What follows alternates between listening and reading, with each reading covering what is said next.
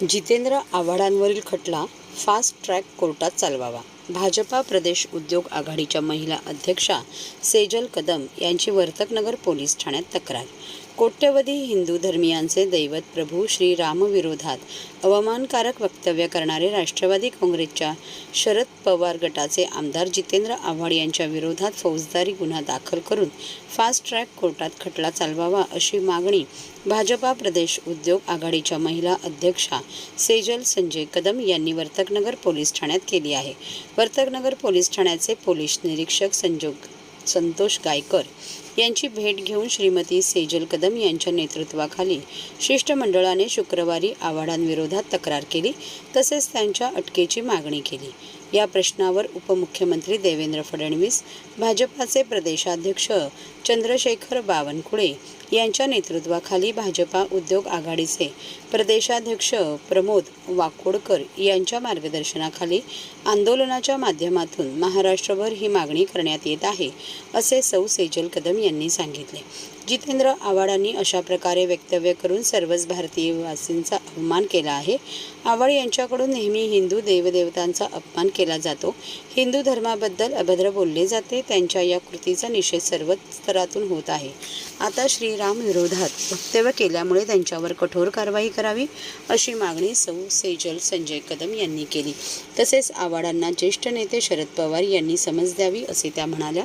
यावेळी सेजल कदम यांच्या समवेत उद्योग आघाडीच्या चित्रपट व टीव्ही उद्योगाचे अध्यक्ष गोरक्ष धोत्रे, परिवहन समितीचे माजी सदस्य शैलेश शर्मा, भाजपाचे माजी मंडल अध्यक्ष भूषण पांडुरंग पाटील, भाजपाच्या सुपरवायझर अर्चना नितीन नागुलकर, भाजपा रायलादेवी मंडलाच्या अनुसूचित जमाती मोर्चेचे भाऊराव भुजनराव बोर्डे, महिला मोर्चा सचिव स्नेहा राजेश पाचुंदे, पांडुरंग पाटील, भाऊराव धोंडे, उद्योजक संजय कदम आदी उपस्थित होते.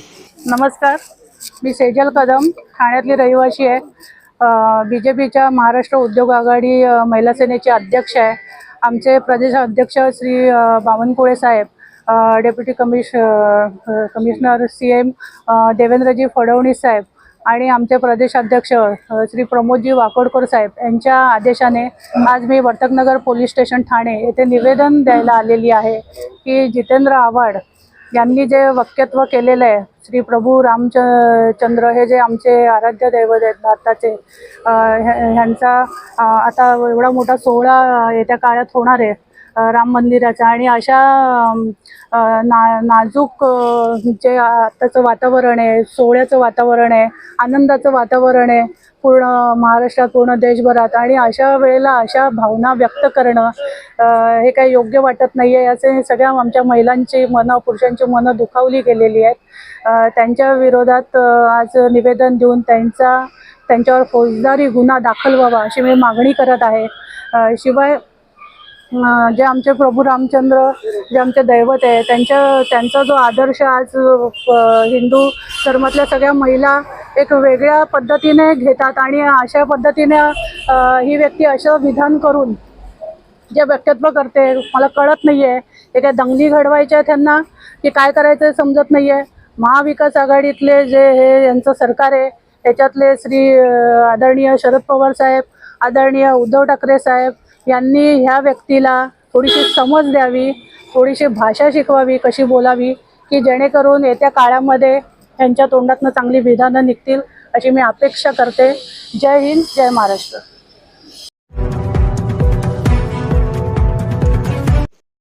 ठाणेकर मालमत्ता करदात्यांसाठी करातील व्याज माफी अभय योजना 31 डिसेंबर 2023 पर्यंत मालमत्ता करावरील 100% व्याज माफ. तसेच 1 जानेवारी ते 15 जानेवारी 2024 या कालावधीमध्ये मालमत्ता करावरील 75% व्याज माफ. त्याचप्रमाणे 16 जानेवारी ते 31 जानेवारी 2024 या कालावधीमध्ये मालमत्ता करावरील 50% व्याज माफ. तरी सदर व्याज माफीच्या अभय योजनेचा ठाणेकर करदात्यांनी लाभ घ्यावा. महानगरपालिकेच्या कोणत्याही संकलन केंद्रावर कर भरण्याची सोय आहे. ATM, डेबिट, क्रेडिट कार्डद्वारे कर भरण्याची सुविधा उपलब्ध करून देण्यात आली आहे.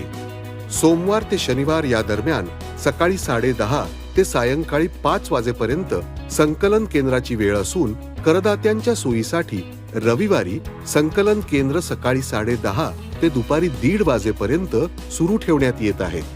यासोबतच ठाणे महानगरपालिकेच्या propertytax.thanecity.gov.in या संकेतस्थळावर ऑनलाईन पद्धतीने मालमत्ता कर भरण्याची सुविधा उपलब्ध करून देण्यात आली आहे.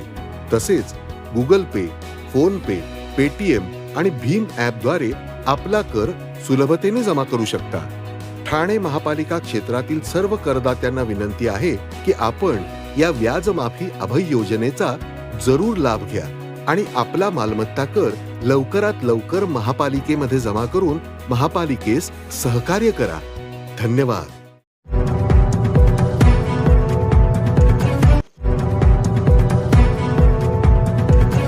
सर्व नागरिकांना आवाहन करण्यात येत आहे की सध्या डासांमार्फत पसरणाऱ्या डेंग्यू या आजाराचा प्रसार रोखण्यासाठी प्रत्येकाने पुढील प्रमाणे कार्यवाही करावी.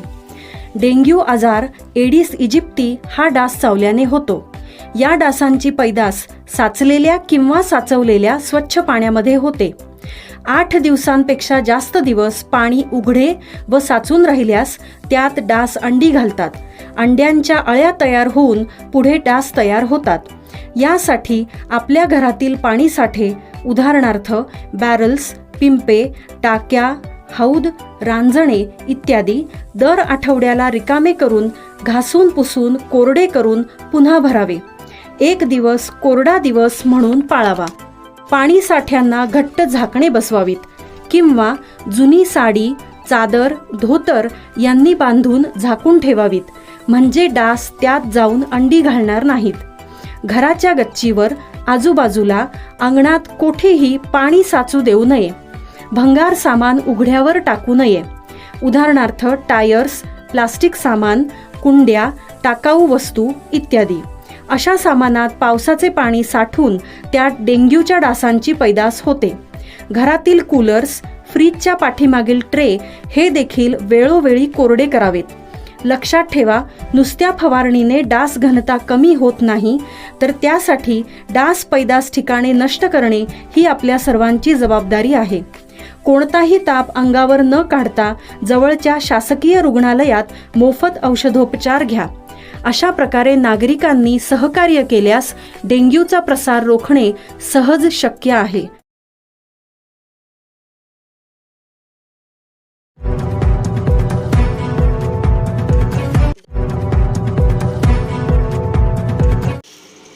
हिट अँड रन नवा कायदा मागे न घेतल्यास स्टेअरिंग छोडो आंदोलन. ऑल इंडिया वाहन चालक मालक महासंघाचा इशारा.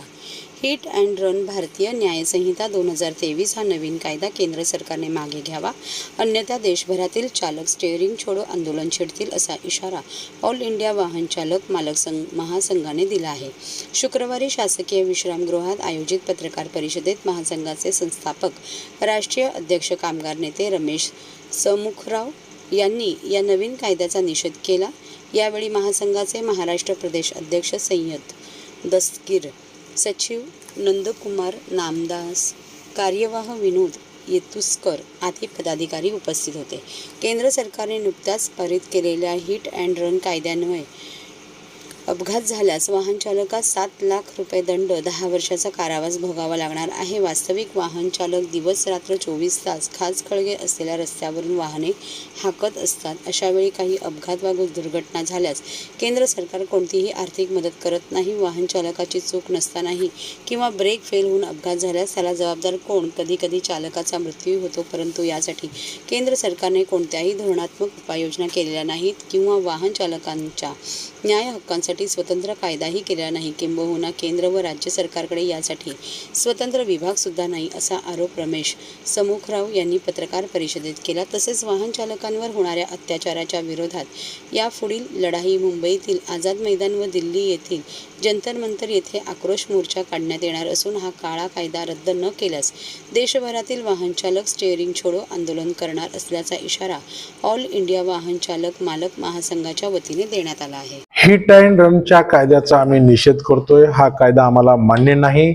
सरकारने, केंद्र सरकारने ज्या धर्तीवरती कायदा केला त्या धर्तीवरती ह्या ड्रायव्हर लोकांना न्याय देण्याचं काम करावं. ड्रायव्हर लोकांवरती एक प्रकारचा अन्याय आहे आणि म्हणून आम्ही ऑल इंडिया वाहन चालक मालक महासंघाच्या माध्यमातून पूर्ण राज्यच नसून भारताच्या सर्व राज्यामध्ये आमचं आंदोलन चालणार आहे. भारतभर आंदोलन चालणार आहे. पुढे आम्ही मोठं उग्र आंदोलन करू. सर, अजून पारित झाला नाही तो कायदा? नाही झाला. कालचं स्टेटमेंट आहे. राज्यपालांनी राष्ट्रपतींनी सह्या केल्या. तुम्ही रात्रचं स्टेटमेंट घ्या टीव्हीचं, माझ्याकडे तो प्रूफ आलेला आहे. राष्ट्रपतीची काल सही झाली. हिट अँड रनचा कायदा कन्फर्म झालेला आहे. 2 दिवसापूर्वी काही विविध संघटनेने सांगितलं की तो कॅन्सल झाला. असं नाहीये, दिशाभूल आहे. आमच्या ड्रायव्हरची जिंदगी बर्बाद होण्याचा हा कायदा आहे. आम्ही त्या कायद्याचा जाहीर निषेध करतो. आंदोलन उग्र असेल. भारताच्या सर्व राज्यामध्ये चक्काजाम, स्टेरिंग छोडो आंदोलन. आता चक्काजामचं झालेलं आहे, आता स्टेरिंग छोडो आंदोलन. सर्व राज्यातून, सर्व राज्याच्या वाहन चालकांना आम्ही आव्हान करतोय. आता स्टेरिंग छोडो आंदोलन. 2 दिवस आंदोलन झाले, 2 दिवस गाड्या बंद होत्या. 500 कोटीच्या वरी सरकारचं नुकसान झालेलं आहे. आणि स्टेरिंग छोडो, ड्रायव्हर लोक ज्या दिवशी थांबणार त्या दिवसापासून सरकारचं किती नुकसान होईल. सरकारला का कमी आबादी मिळते का?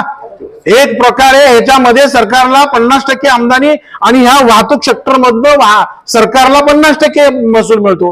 मग त्याच्यावर सरकारने गांभीर्याने विचार करावा. हे आता इंग्लंड सारखा कायदा होईल. इंग्लंडला ड्रायव्हर लोकांचं प्रमाण कमी झालेलं आहे. विनंती करताय ड्रायव्हर लोकांना या म्हणून. आता भारतात अशी पद्धत परेशानी होईल की वाहन चालकांना सरकार बोलवेल की या.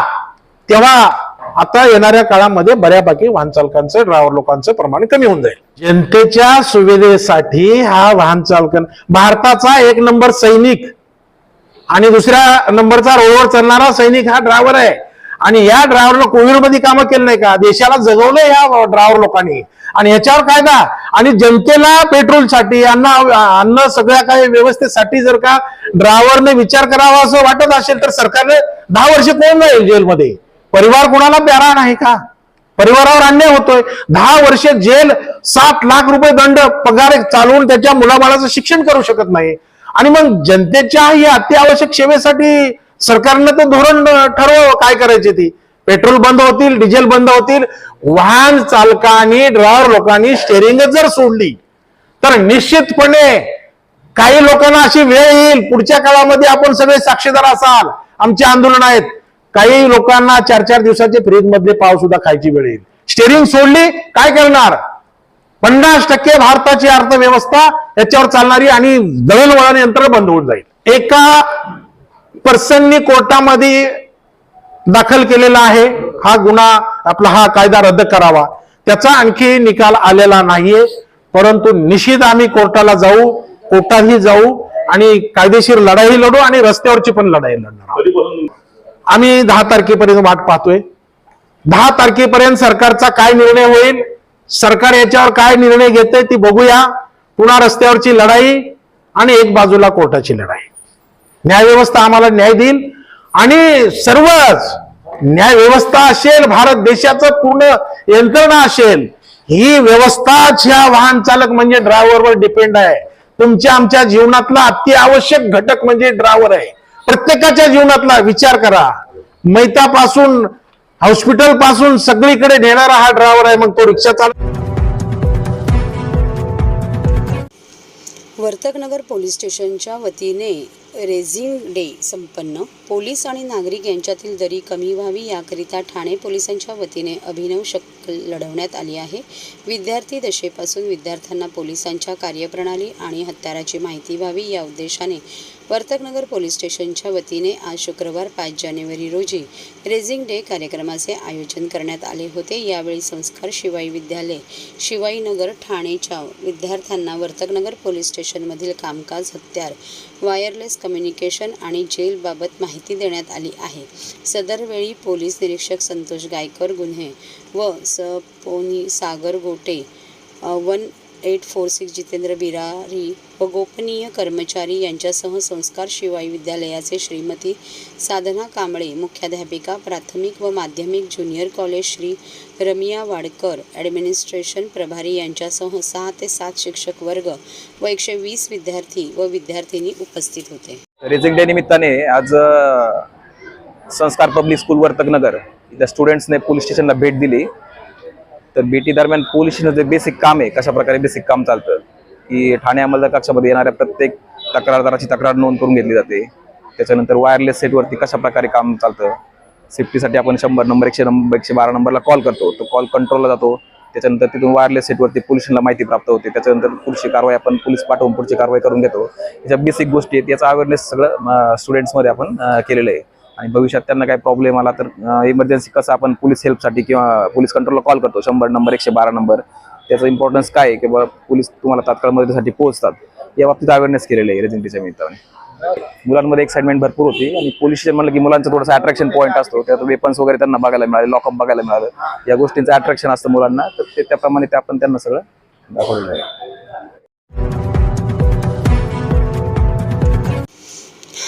मोह विद्यालयातील सौर ऊर्जा प्रकल्प व जनजागृती केंद्राचे ज्येष्ठ सामाजिक कार्यकर्त्या मेधाताई पाटकर यांच्या हस्ते लोकार्पण.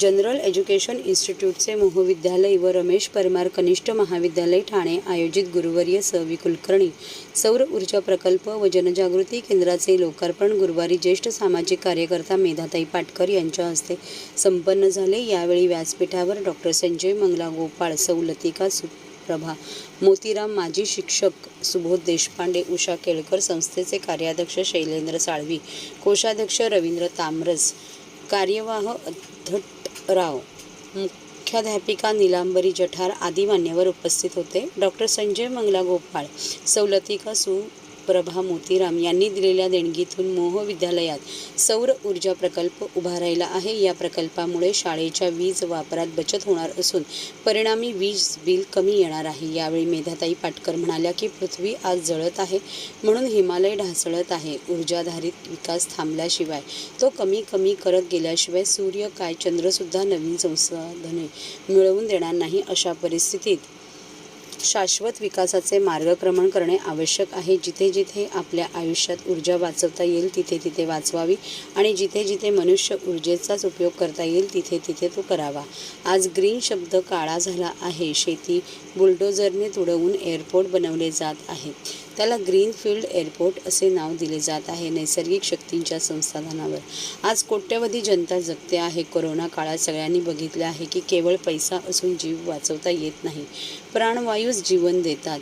आज मोह विद्यालयाने एक उद्देश ठेवून लाख मोलाचे कार्य केले आहे. आपले स्वप्न संजय मोगो आणि लता यांच्या देणगीच्या माध्यमातून प्रत्यक्षात उतरवले आहे.